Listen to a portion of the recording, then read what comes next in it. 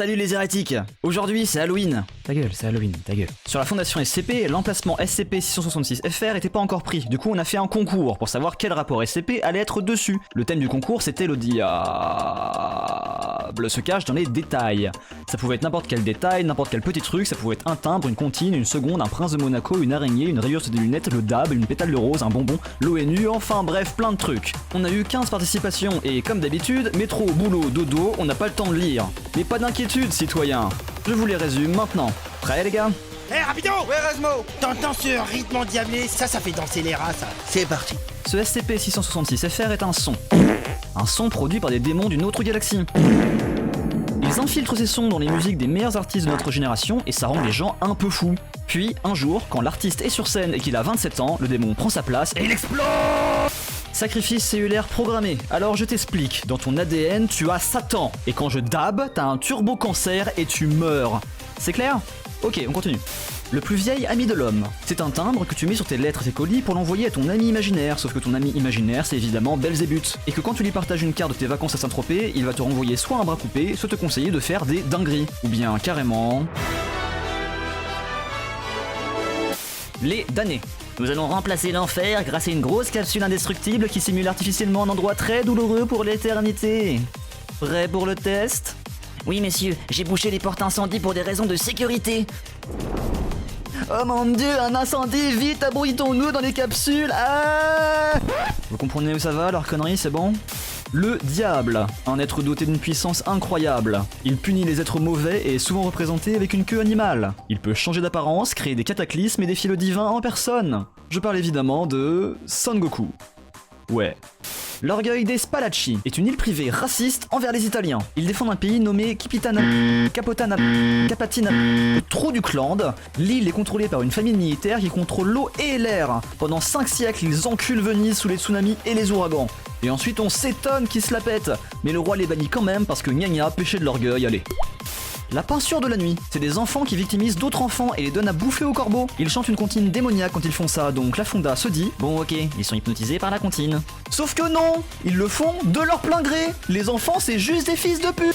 L'âne et les figues, c'est une blague. Il y a un âne, il y a une figue. L'âne, il mange la figue. C'est tout. T'as pas compris la blague? C'est normal, quand tu la comprends, tu meurs. Une connasse lit une bibliothèque de 700 bouquins pour piger la blague, encouragée par... qui est un littéral démon, et elle le sait. Forcément, elle meurt, alors que c'est la private joke la plus relou à comprendre de l'histoire. Et elle a foncé dedans. C'est bien fait. Une seconde de trop. C'est un démon. C'est un démon qui va à la vitesse de la lumière. Sauf quand on l'éteint. Il est très nul. On l'enferme dans une Pokéball entourée d'un cercle magique, mais évidemment, il décale un tout petit peu le cercle. Et du coup, il sort. Attention, il arrive vers toi, il va te manger. Ah! Mais l'histoire s'arrête brusquement avant. Ouf, t'as eu de la chance. Nouveau jour, nouvelle dette. C'est l'histoire d'un cadavre qui se relève tous les jours pour se cramer la rétine sur le lever de soleil. Dès qu'on le fout dans une cellule, il se téléporte à l'extérieur parce qu'il a signé un contrat avec un démon chelou, même pas chrétien, pour partager avec lui tous ses levers de soleil. Parce que vous comprenez, parfois un démon, ça a besoin de beauté. Le mal, la corruption, le péché, on finit par s'enlacer. Pourquoi demander des gorges de bébés ou du sang de vierge quand on peut simplement admirer? Bon après le mec c'est quand même flingué à cause du démon, donc voilà, niveau poésie on n'est pas non plus... Les fleurs du mal. Un démon punit les gens méchants en leur plantant des fleurs dans le fion. Mais pas que le fion. Le foie, la rate, l'œsophage, encore une fois le fion, la tête aussi, bref. Chaque fleur a une signification voulue par le démon, regardez. Fion rend l'argent.